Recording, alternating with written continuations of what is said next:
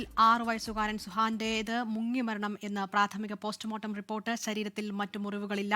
സുഹാൻ പഠിച്ച സ്കൂളിൽ പൊതുദർശനത്തിന് ശേഷം മൃതദേഹം വീട്ടിലെത്തിച്ചു. ഐഷത്തുൽ ഷംന പാലക്കാട് വിവരങ്ങളുമായി ചേരുകയാണ്.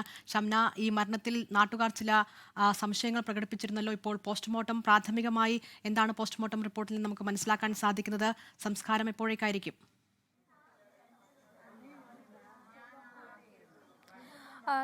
ഈ കുട്ടിയുടെ മൃതദേഹം ലഭിക്കുന്നത് ഏകദേശം വീട്ടിൽ നിന്നും 1 കിലോമീറ്റർ മാറിയുള്ള ഒരു കുളത്തിൽ നിന്നാണ്. ഒറ്റയ്ക്ക് കുട്ടി അതുവരെ പോകില്ല. മാത്രവുമല്ല, ഈ കുളത്തിൻ്റെ സമീപത്ത് തന്നെ ഒരു കനാലുണ്ട്. ഈ കനാൽ മറികടന്ന് കുളത്തിലേക്ക് കുട്ടിക്ക് ഇറങ്ങാൻ കഴിയില്ല എന്നൊക്കെയുള്ള കാര്യങ്ങൾ ചൂണ്ടിക്കാട്ടിക്കൊണ്ടായിരുന്നു ഈ നാട്ടുകാരും നഗരസഭാ അധ്യക്ഷൻ ഉൾപ്പെടെയുള്ളവർ ഇതിൽ ചില അസ്വാഭാവികതകൾ ഉണ്ട് എന്ന് പറഞ്ഞിരുന്നത്. പക്ഷേ ഇപ്പോൾ പ്രാഥമിക പോസ്റ്റ്മോർട്ടം വിവരങ്ങൾ വരുമ്പോൾ അതിൽ പറയുന്നത് സുഹാന്റേത് മുങ്ങി മരണം തന്നെയാണ്. ശരീരത്തിൽ മറ്റ് അസ്വാഭാവികമായ മുറിവുകളോ ഒന്നും ഇല്ല എന്ന് കൂടി ഈ പോസ്റ്റ്മോർട്ടം ചെയ്ത ഡോക്ടർമാർ വ്യക്തമാക്കുന്നുണ്ട്. എന്തായാലും ഈ മൃതദേഹം ഇപ്പോൾ പോസ്റ്റ്മോർട്ടത്തിന് ശേഷം സുഹാന്റെ സ്കൂളിൽ, അതായത് ഈ റോയൽ പബ്ലിക് സ്കൂളിലെ നഴ്സറി വിദ്യാർത്ഥിയാണ് സുഹാന്റെ സ്കൂളിൽ പൊതുദർശനത്തിന് ശേഷം ഇപ്പോൾ വീട്ടിലെത്തിച്ചിട്ടുണ്ട്. ഇപ്പോൾ വീട്ടിൽ പൊതുദർശനം തുടർന്നുകൊണ്ടിരിക്കുകയാണ്.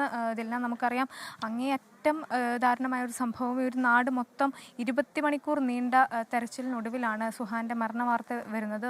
ഈ നാട്ടുകാരൊക്കെ വലിയ പ്രതീക്ഷയിലായിരുന്നു, കുട്ടിയെ കണ്ടെത്താൻ കഴിയുമെന്നുള്ള ഒരു പ്രതീക്ഷയിലായിരുന്നു ഇന്ന് രാവിലെ വരെ ഉണ്ടായിരുന്നത്. പക്ഷേ 9 മണിയോടുകൂടി കുട്ടിയുടെ മൃതദേഹം കണ്ടെത്തുന്ന സാഹചര്യമാണ് ഉണ്ടായത്. എന്തായാലും ഇപ്പോൾ പോസ്റ്റ്മോർട്ടത്തിന് ശേഷം ഈ എരുമങ്കോടുള്ള വീട്ടിലാണ്, അതായത് ചിറ്റൂരിൽ കുട്ടിയെ കാണാതായ അതേ വീട്ടിലേക്കാണ് ഇപ്പോൾ കൊണ്ടുവന്നിട്ടുള്ളത്. അതിനുശേഷം സുഹാന്റെ അച്ഛൻ്റെ വീട് നല്ലേപ്പിള്ളിയാണ്. നല്ലേപ്പിള്ളിയിലേക്ക് മൃതദേഹം കൊണ്ടുപോകും. അവിടെ വെച്ചുള്ള ഖബർസ്ഥാനിലായിരിക്കും, പള്ളി ഖബർസ്ഥാനിലായിരിക്കും ബാക്കി ചടങ്ങുകൾ ഉണ്ടാവുക, ഖബറടക്കം ഉണ്ടാവുക. അത് വൈകിട്ടോടുകൂടി 5 മണിയോടുകൂടി ഉണ്ടാകുമെന്നാണ് മനസ്സിലാക്കുന്നത്. എന്തായാലും ഈ 21 മണിക്കൂർ നീണ്ട തെരച്ചിലിനൊടുവിൽ സുഹാന്റെ വിയോഗ വാർത്തയാണ് ഈ നാടിനെ തേടി എത്തുന്നത്. അത് അങ്ങേയറ്റം ദുഃഖമുണ്ടാക്കുന്ന, അങ്ങേയറ്റം വേദനയിലാണ് ഇപ്പോൾ ഈ നാട്ടുകാരുള്ളത്.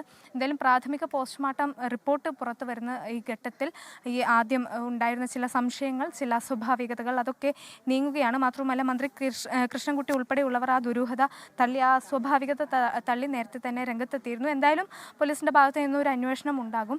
മാത്രവുമല്ല, നേരത്തെയൊക്കെ ആ ഒരു പാർക്കിൽ, ഒരു ചിൽഡ്രൻസ് പാർക്കിൻ്റെ അടുത്താണ് ഈ കുളം ഉണ്ടായിരുന്നത്. അവിടെ നിന്നാണ് കുട്ടിയുടെ മൃതദേഹം ലഭിച്ചത്. പക്ഷേ ഈ പാർക്കിൽ കുട്ടി എത്തിയിട്ടില്ല എന്നാണ് പോലീസ് കണ്ടെത്തിയിരുന്നത്. അതായത് ഈ പാർക്കിലുള്ള CCTVയിലൊന്നും, ഇന്നലെയും ഇന്നുമായിട്ടുള്ള CCTVയിലൊന്നും, ദൃശ്യങ്ങളിലൊന്നും കുട്ടി ഉണ്ടായിരുന്നില്ല. അതുകൊണ്ടുകൂടി തന്നെ പാർക്കിൽ ഇല്ല എന്ന് സ്ഥിരീകരണമുണ്ട്. പക്ഷേ മുൻപൊക്കെ ഈ കുട്ടി പാർക്കിൽ പോവാറുണ്ടായിരുന്നു, സഹോദരങ്ങളോട് കൂടി പോവാറുണ്ടായിരുന്നു എന്ന് കൂടി അന്വേഷണ സംഘം കണ്ടെത്തിയിട്ടുണ്ട്. എന്തായാലും നിലവിൽ കുട്ടിക്ക് പരിചയമുള്ള ഒരു വഴി തന്നെയായിരുന്നു. പക്ഷേ ഇന്നലെ എങ്ങനെ ഒറ്റയ്ക്ക് ഇത്ര ദൂരം പോയി എന്നതാണ്.